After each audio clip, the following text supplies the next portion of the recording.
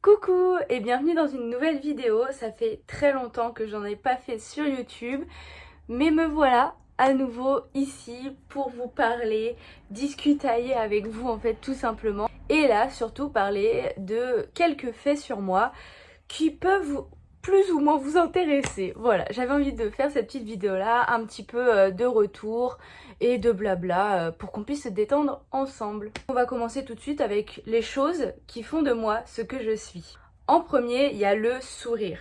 Je souris vraiment tout le temps et depuis que je suis très jeune. Même quand j'étais au plus bas de ma santé mentale et de ma santé physique également, je continuais à sourire. Je n'ai jamais arrêté de sourire de ma vie. Parce qu'en fait, le sourire pour moi, c'est une forme de force et une forme de communication en fait. Je montre aux autres un petit peu mon intérieur à travers ce sourire-là. Je montre que je suis ouverte à la discussion, que je suis ouverte à toute forme de partage et de découverte de l'autre. Mais également, le sourire, ça a une notation assez particulière. En fait, le sourire, c'est une forme de force également. Le sourire face à la difficulté, le sourire face aux moqueries, aux insultes, ou même à toute forme d'irrespect, et ben ça montre que ça ne te déstabilise pas. Quand tu souris face à quelqu'un qui commence à te parler mal ou qui commence à te montrer de l'irrespect, eh bien le fait de sourire et de ne rien dire, ça peut être une forme de réponse la plus claire, nette et précise possible, comme quoi ça ne t'attend pas et que tu t'en fous complètement de ce qu'il te dit en fait. En deuxième, il y a les outfits aléatoires que j'ai. Petit point outfit du jour s'il vous plaît. On a les petits colliers là, j'ai pas mis de petites bagues, mais on a cette petite jupe et ce petit haut qui sont plutôt pas mal. J'ai pas rajouté de chaussures parce que je suis en intérieur et que là j'ai pas prévu de bouger pour l'instant. Et oui, les outfits que j'ai sont vraiment très aléatoires. Là c'est un petit peu summer vibes, tout ça, c'est l'été, on est là, on a chaud et on a envie d'être bien dans sa peau mais également un petit peu stylé, tu vois. Je m'intéresse beaucoup à la mode et à la couleur à travers les vêtements, qu'est-ce que ça peut renvoyer aux autres, etc. Et il m'a fallu quand même pas mal de temps avant de trouver mon style vestimentaire. Est arrivé à un stade où je choisis juste les vêtements qui me plaisent. Et des fois ça va être un total look noir, ou alors un petit peu en mode hippie, bohème chic, ou alors vraiment des fois j'ai des tailleurs parce que je me suis autorisée aussi à mettre des habits un petit peu plus stylisés comme classe, sophistiqué, voilà. Je mets des guillemets parce que en fait pourquoi mettre des cases sur des vêtements, c'est juste pour vous donner vraiment une image du truc. Pourquoi je dis je me suis autorisée à porter des tailleurs, à porter des chemises un petit peu blanches et tout machin? Parce que au bout d'un moment je me suis mis une propre case en fait sur mes vêtements. J'avais vraiment un style assez classique vers collège, début lycée. Bon, jean slim avec tu sais les ourlets là et t-shirt ou des sweats vraiment basiques. Et ensuite vers le lycée j'étais plus dans la découverte des autres vêtements, pas comme tout le monde. Donc là j'étais plus à porter des couleurs, j'étais plus à porter des jupes, des robes, etc. Au bout d'un moment j'ai eu une petite période aussi sombre où je m'habillais vraiment en noir, bordeaux. J'ai eu ma période aussi body. Vraiment vous savez les body là, attendez. Là c'est tous mes hauts là. C'est vraiment toutes ces petites choses comme ça là qui vraiment te rentrent dans les fesses, mais je trouve ça super beau. C'est des petites choses comme ça et que ça s'accroche en bas là. J'avais ma période où je portais que ça. Et ensuite vers la fin du lycée, c'était plus le style bohème, hippie. J'avais des jupes très larges, assez longues et beaucoup de hauts de couleur comme celui-ci. À partir de ce moment-là, je m'étais mis vraiment dans une case. Mon style c'est bohème et hippie et puis je me plaisais bien dans ce style vestimentaire là. Sauf que j'étais vraiment rattachée à que ce style là et pas un autre. Des fois je regardais sur internet des personnes qui portaient des ensembles de costards, etc. Et moi je trouvais ça super beau. Et je me dis bah non ça va pas avec la vibe de mon style vestimentaire.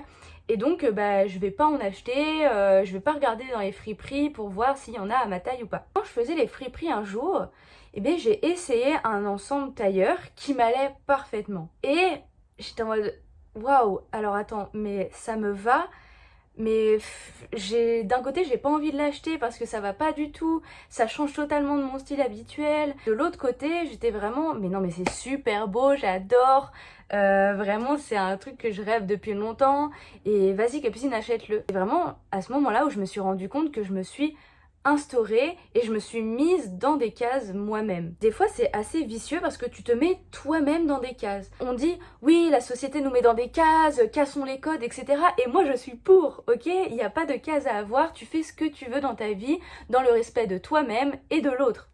C'est tout, c'est ma vision des choses. Mais des fois tu as implicitement instauré en toi certains dictats, certaines phrases limitantes et tu les as intériorisées. Moi c'était le cas dans le style vestimentaire notamment et je me disais bah j'ai ce style là, je ne mets pas autre chose. À ce moment là je me suis dit bah pourquoi je mettrais pas en fait juste ce qui me plaît et je cherche pas dans tel ou tel rayon parce que je vais pas me limiter dans mon choix de vêtements en fait. Là c'est vraiment ma dernière phase de mon style vestimentaire, la phase où je mets tout simplement ce que je veux. Là vous voyez un petit peu derrière moi, il y a différents styles, là il y a des chemises, il y a des robes, des petits tailleurs, il y a de tout. Et ça me fait plaisir parce que je les mets tous et même si c'est pas le même style vestimentaire, bah vraiment c'est un appel à ce que tu mettes ce que tu aimes, même si ça correspond à tous les styles vestimentaires du monde en fait. La troisième chose qui fait ce que je suis, c'est ma façon de parler. Il y a des moments dans ma vie où j'ai parlé de manière différente aussi et il y a des moments même dans la journée où je parle de manière différente en fonction de mon humeur mais aussi de ma fatigue, de mon énergie. Au collège, c'est là où tu te cherches, c'est là où vraiment t'es un petit peu en détresse et t'essayes de suivre ce que les autres font, etc. Donc je parlais vraiment et j'utilisais les codes des autres, en tout cas dans mon collège et je parlais vraiment comme eux et j'avais pas un style une manière de parler en fait. J'étais vraiment monotone, je parlais comme ça et puis je faisais pas beaucoup de bruit et puis voilà. Voilà, j'étais vraiment comme ça. Et vers le lycée etc. C'est là où j'ai vraiment essayé de m'exprimer à ma manière et voilà, aux études supérieures ça a encore évolué et en fait je réfléchis pas en fait à ma manière de parler et je n'utilise pas de filtre en fait. Quand je suis fatiguée, vraiment ça se voit. D'ailleurs, je tiens à faire passer un message à toutes celles et ceux qui vivent avec moi au quotidien. Parce qu'ils suivent et ils sont obligés de vivre au gré de mes émotions, au gré de mon énergie. Donc je suis désolée. Et merci beaucoup de supporter ça. Je peux passer du verlan à des mots que j'invente moi-même, mais aussi passer directement au soutenu en mode je ne comprends point ce que vous voulez me dire là. Et c'est vraiment des choses que je me suis rendu compte vraiment au fil du temps, que ma manière de parler, elle évoluait et j'inventais mon propre vocabulaire aussi. Donc voilà, je conjugue des noms. Le mot relou. Quand c'est relou, c'est lourd, ça c'est pas hyper agréable, vas-y ça fatigue, c'est relou quoi.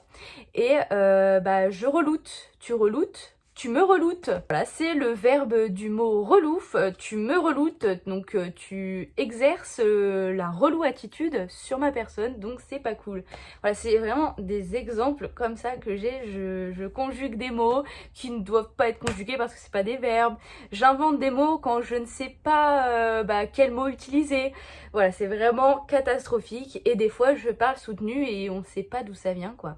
Mais c'est comme ça. Et le petit bonus qui va avec toutes ces petites choses là que j'ai dit, qui font de moi ce que je suis, c'est vraiment ma manière d'exprimer mes émotions et surtout ma grande sensibilité. Je suis pas allée voir des professionnels, tout ça, pour dire ouais t'es hypersensible, ouais t'es machin et tout. Ça m'intéresse pas, c'est juste moi, avec moi, qui travaille sur mes sentiments, comment les gérer, comment les reconnaître et comment les exprimer. Et au fil du temps, je commence à peaufiner tout ça. Et je me suis rendu compte que mes émotions, je les vis quand même assez fortement. C'est vraiment les montagnes russes à chaque fois, mais j'apprends à vivre avec et j'apprends à les exprimer et les chérir.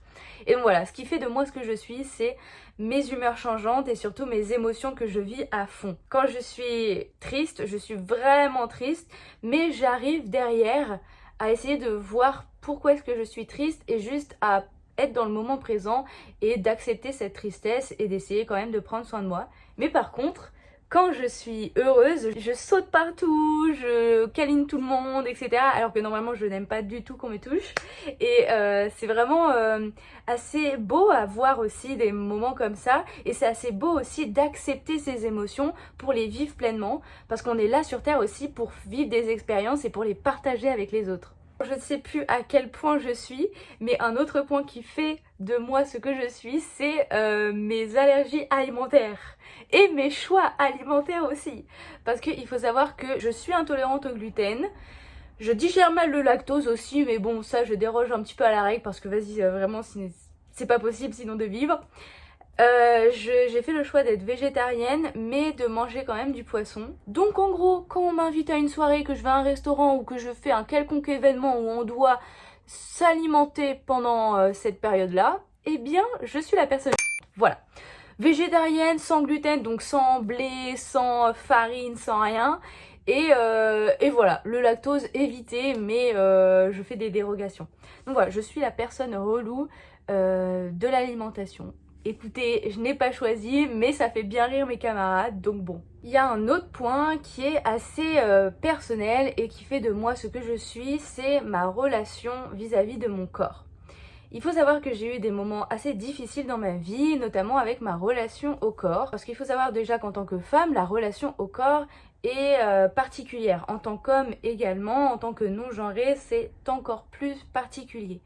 Mais chaque personne a une relation qui peut être tendue, qui peut être même détendue ou qui peuvent être changeants au cours du temps.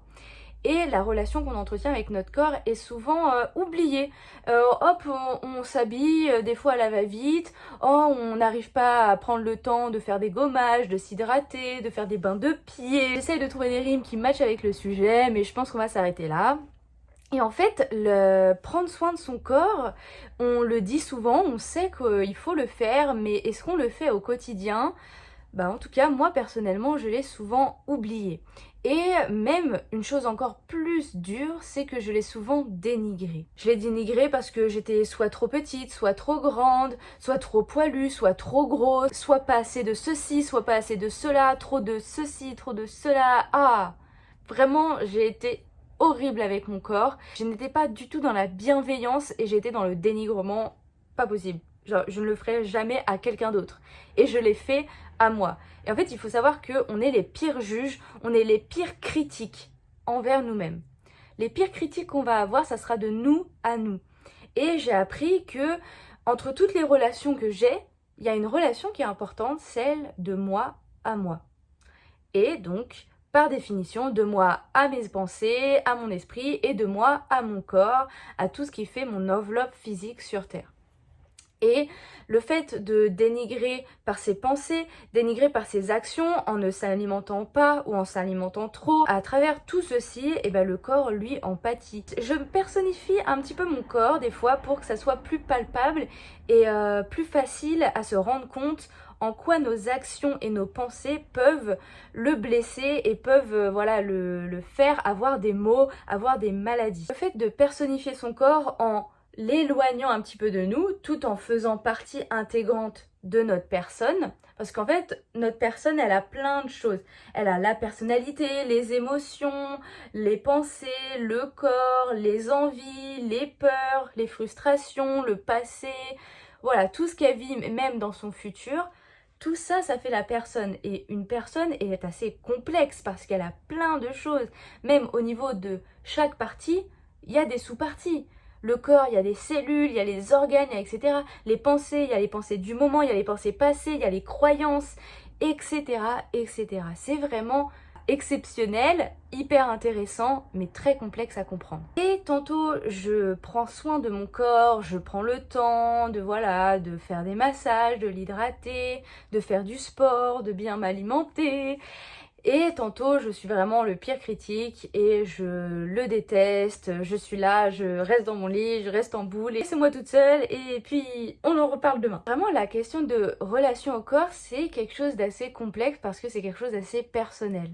Mais cette relation que j'ai, pour vous donner une sorte de témoignage, ça a été vraiment une relation d'oubli. Au début, je n'étais pas vraiment consciente que j'avais un corps et qu'il fallait que j'en prenne soin en fait, parce que ça c'était vraiment toute la période de l'enfance. Voilà, tu vas dehors, tu joues, etc. sans vraiment prendre conscience de ton corps, parce que bah tu es là dans le monde, mais le rôle de ton corps dans ta présence sur Terre et dans ton action sur le monde n'est pas encore instauré dans ta tête, parce que tu n'as pas toutes les notions de bien-être, etc. Ensuite vient l'adolescence, où ton corps change. Et là, tu commences à prendre conscience, tu dis « Ah oui, mon corps était comme ça avant, et là, il est plus comme ça. » Tu commences à avoir de la croissance de certaines parties de ton corps qui vient avec la puberté. Et tous ces changements-là, eh bien, instaurent des changements dans la tête. Et des fois, ton corps change, mais pas en même temps que tes pensées, pas en même temps que la réalisation de la prise de conscience de ton corps. Donc, ton corps va changer peut-être plus vite que ta prise de conscience de ton corps. Je sais pas si je suis claire, mais des fois les deux vont pas être au même moment. Et c'est ça qui fait une petite dissonance par rapport à ta vision de ton corps avant. Et là, tu te retrouves avec un corps qui n'est pas le même et où toutes sortes de choses changent à l'intérieur, mais aussi au niveau du regard des autres.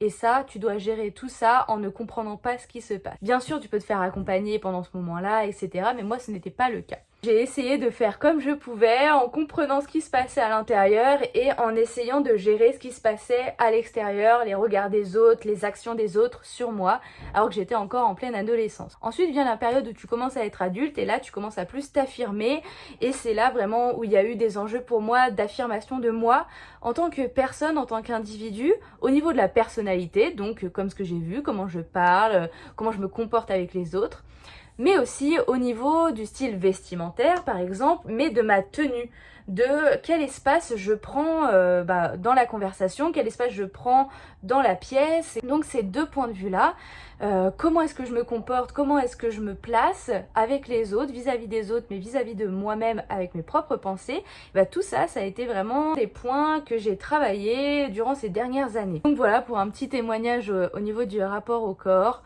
Je pourrais en faire une plus grande vidéo si ça t'intéresse. J'essaye vraiment d'aborder les grandes lignes dans ce petit vidéogramme. Et la dernière chose qui fait de moi ce que je suis, parmi tant d'autres, je vais pas toutes les nommer non plus, mais une qui me paraît intéressante à te partager, c'est la grande diversité de mes centres d'intérêt. Et oui, je suis vraiment curieuse de beaucoup de choses, j'ai envie d'avoir des connaissances dans plein de domaines différents qui ne concordent pas forcément entre eux. Et en premier, j'ai vraiment appris à m'autoriser, à m'intéresser à plein de sujets différents et pas à être experte dans un domaine et à oublier les autres. On dit souvent qu'il faut être expert dans un domaine plutôt que d'être moyen dans plein.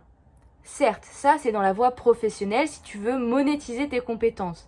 C'est sûr que si tu veux monétiser tes compétences, mieux vaut que tu sois un expert dans un sujet et que tu puisses aider les autres s'il y a des questions, s'il y a des choses qui se disent qui ne sont pas vraies, que tu puisses les contrecarrer et que tu puisses aider les autres. C'est sûr qu'il faut que tu sois un expert sur le sujet et pas être moyen dans tout. Mais si tu veux être vraiment dans ta personnalité, juste dans la simple curiosité du monde, autorise-toi à passer du temps et à t'intéresser à tous tes centres d'intérêt. Tu peux d'ailleurs même les noter sur un carnet, tu peux prendre des notes de tes recherches, de tes trouvailles, de tes questionnements pour ensuite trouver des réponses plus tard. Et autorise-toi vraiment à découvrir des sujets qui te passionnent mais aussi qui te posent question, pas forcément en te passionnant, mais là j'ai regardé la dernière vidéo d'Amixem, à l'heure où je tourne c'est sa dernière vidéo, mais c'est un reportage sur le lancer d'Ariane 6.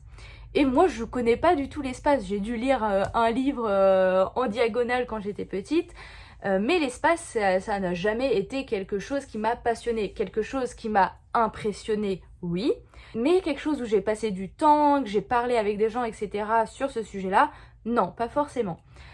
Mais je me suis dit, tiens, il a sorti une vidéo, ok, ça dure 1 heure, bon, je vais prendre 1 heure de mon temps et je vais regarder cette vidéo parce que ça a l'air intéressant, parce que c'est un reportage, et je pense qu'il va y avoir des choses qui peuvent être cool à regarder et à apprendre dans ce petit reportage. Et vraiment, j'ai eu raison parce que déjà d'une, la vidéo est très bien faite, le reportage qualité merci, mais j'ai appris plein de choses parce que Amixem il est vraiment passionné par l'espace, etc. C'est un des domaines qu'il affectionne particulièrement, et donc le fait d'entendre un passionné te raconter ça, te montrer, et en plus avec des belles images, ça fait toujours plaisir. Et bien le fait d'avoir tout ça réuni, et ça m'a mis dans un état de flow. Pendant 1 heure, j'étais là, je ne pensais à rien, je regardais la vidéo et j'étais en mode ah ouais, ok, oh c'est cool et tout, et je me suis intéressée sur le sujet pendant 1 heure parce que je me suis ouverte à d'autres sujets, d'autres passions que peuvent partager certaines personnes. Et ce que je veux te dire, c'est d'un côté, autorise-toi à passer du temps sur tes centres d'intérêt divers et variés, et de l'autre, reste ouvert à des moments de découverte, des moments de partage avec les autres. Tu peux en apprendre beaucoup plus et tu peux potentiellement te découvrir une nouvelle passion. Donc voilà, je te laisse sur ça. Je te remercie d'avoir regardé ma vidéo en entier. N'hésite pas à t'abonner si tu veux voir plus de vidéos comme celle-ci, un petit peu où on parle, où je te donne des tips en même temps, etc. Pourquoi pas des vlogs qui vont continuer à être tournés. Et n'hésite pas non plus à t'abonner à mes réseaux sociaux, que je te mets juste là. En attendant, je te souhaite une belle journée, prends soin de toi et à la prochaine!